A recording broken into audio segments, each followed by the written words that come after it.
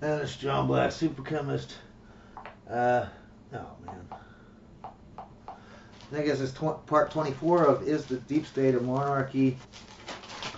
We were talking about the JFK assassination, how everyone, it was not just royal, but, well, except for the killer, Oswald, Lee Harvey Oswald. He was a royal, don't get me wrong, he's a royal, but he didn't go all, his royal bloodline doesn't go all the way back to 700 AD. Like everyone else was involved. The assassin, the people investigating it, the president, vice president, everyone involved. But it's not about a royal bloodline. No. Even though it goes all the way back to 700 AD. What a coincidence that everyone involved. So let's look to, and remember, George Bush was made the director of the CIA by his other, everyone involved here.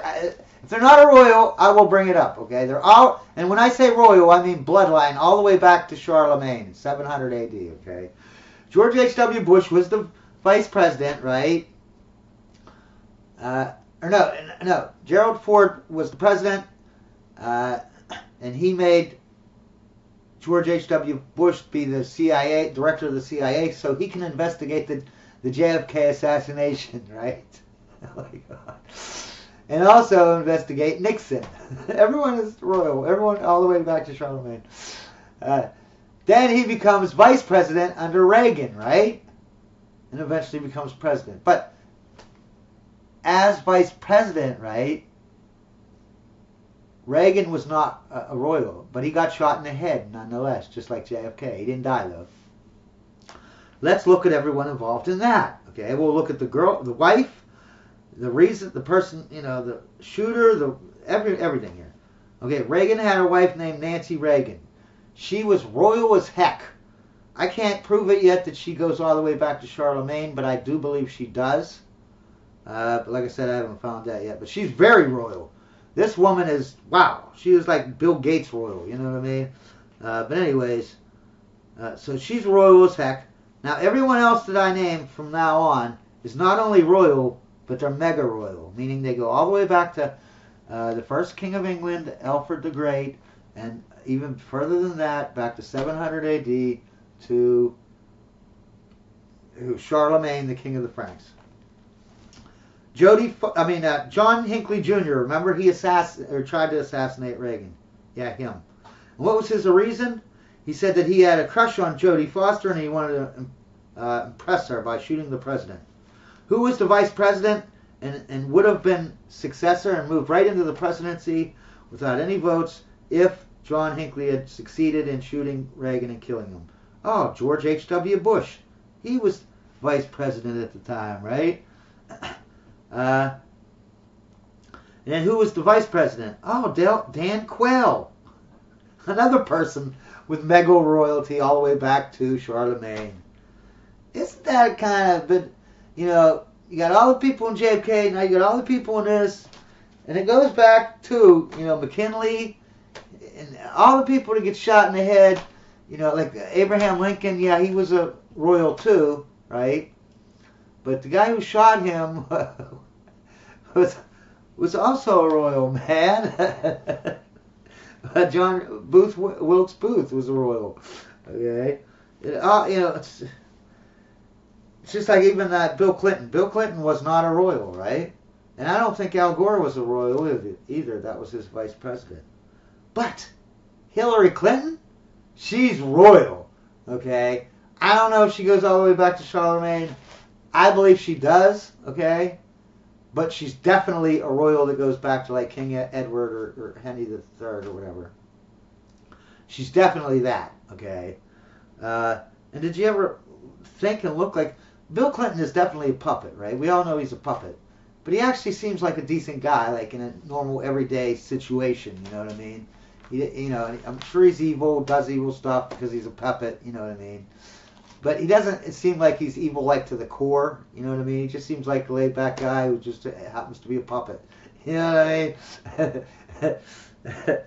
But Hillary, she seems like she's like evil down to the core of her being, you know what I mean? Yeah, that's why. She's She's a royal all the way back down to, because she thinks of everyone else that isn't a total royal, you know, that goes all the way back to Charlemagne or whatever. She thinks of them as garbage. We're just commoners. We're not even human to her. That's what they teach in this cult or this monarchy. You know, just like they've taught in every monarchy that's ever existed. They teach that the commoner is garbage. Okay?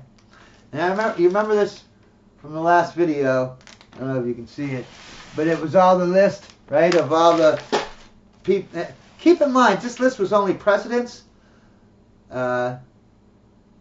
wives of presidents, and just weird, you know, like Bill Gates or Anderson Cooper, John Hinckley, Marilyn Monroe. I threw a couple in like that, or a couple that you knew.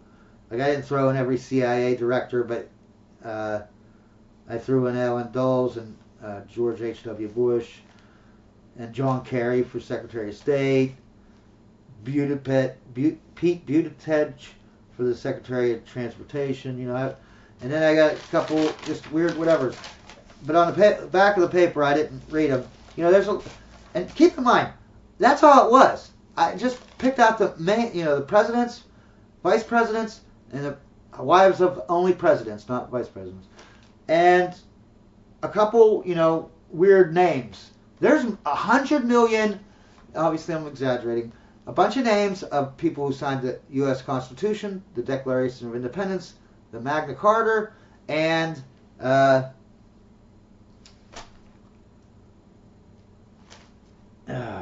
totally lost my train of thought. But a lot of them are military people, kings and queens to some other countries, Secretary of State, Secretary of Defense, congressmen, governors. The list just goes on and on.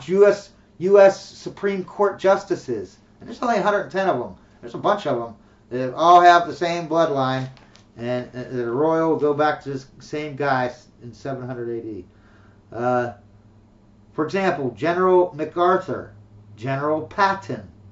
And there's a lot of serial killers, man. Like Jeffrey Dahmer, H.H. Holmes. He did the he had like a death trap in his hotel. You know what I mean? Where there's secret rooms and this and that. And you get sucked into one room and he'd take out all the air, or you go in another room and he'd set you on fire. And it was crazy, man. It reminds me of the MK Ultra things, though. Maybe they were back then trying to do stuff. You know what I mean? He was a serial killer, and you know, he was also trying to brainwash people with his serial killing activity. Bunch of astronauts. I was starting to think that all the people that went to the moon was just all this bloodline, but no. There's only a few. There's only about maybe 5 astronauts. And only one of them went to the moon and landed on it, and one went to the moon and just orbited it. The rest were just, you know, I mean, they were all puppets. You could tell after their job as an astronaut, they went into like work for Walt Disney, who's on the list all the way to Charlemagne. Warren Buffett, who again is on the list going back all the way to Charlemagne. But who else is on the list? Goes up? And keep in mind, these aren't cousins. No. These aren't nothing freaky like that. These are all grandchildren. They're all kids of this same Charlemagne. Gloria Vanderbilt, J.D. Rockefeller, J.P. Morgan. Yeah, they go straight back. Not only Alexander Hamilton, the first Secretary of Treasury, but Aaron Burr, who killed Alexander Hamilton. Both of them have a bloodline. They go all the way back to Charlemagne. General Robert E. Lee, John Adams, the president, Benjamin Harrison, the president. Here's Mary Stuart, the Queen of Scots. I forget this guy's name, and it's not here, but it's the 4th president of Ireland. Also Charles V, or maybe the 6th.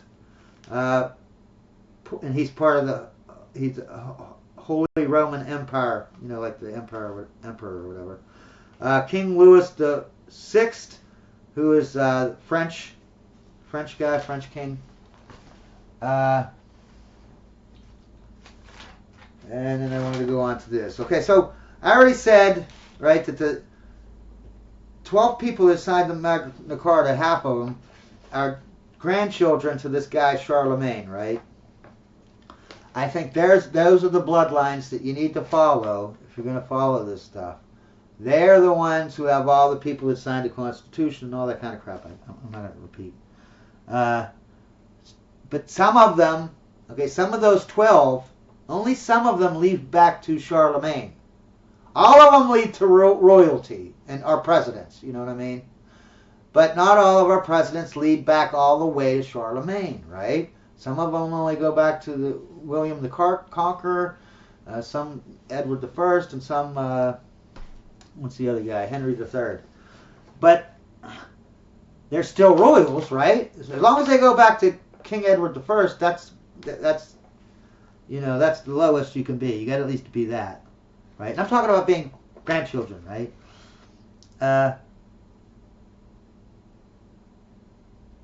Like Cheney, he's a full-blooded.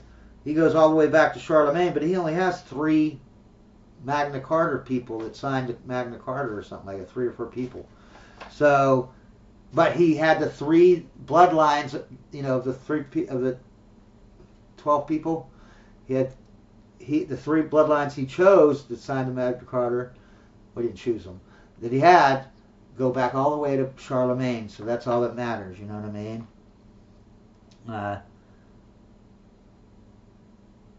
See, and what's funny is, right, they want to put down that, you know, wait, let me read this.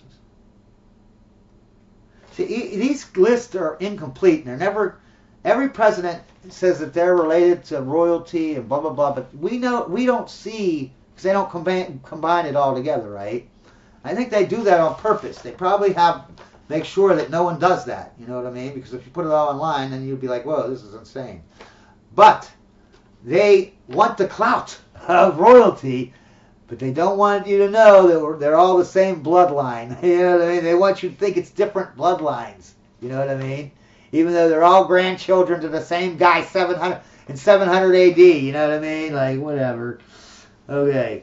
So anyways, oh, and I keep mixing up. I keep saying that King Robert I signed the Magna Carta. No, King Robert I was a king of France. King John signed the Magna Carta. Okay. I don't know why I keep saying it. Well, see, I'm just learning these. I just started to look at these, you know, the kings and queens and stuff. And I'm getting all confused a little bit here. But anyways, I'm going to read this thing that goes back, right? We got Charlemagne in 790. And when I give you a year, that's the middle, probably, about. You know, I didn't figure it out exactly. I just picked an arbitrary middle number. So if I say 790, if he ruled for 60 years, well, then half of it was before 790 and half was after 790. This is just the middle part, right? So Charlemagne ruled, say, in 790. Also, Alfred the Great ruled, it was King of England, right? In 880, okay? Like 100 years later, 90 years later, right?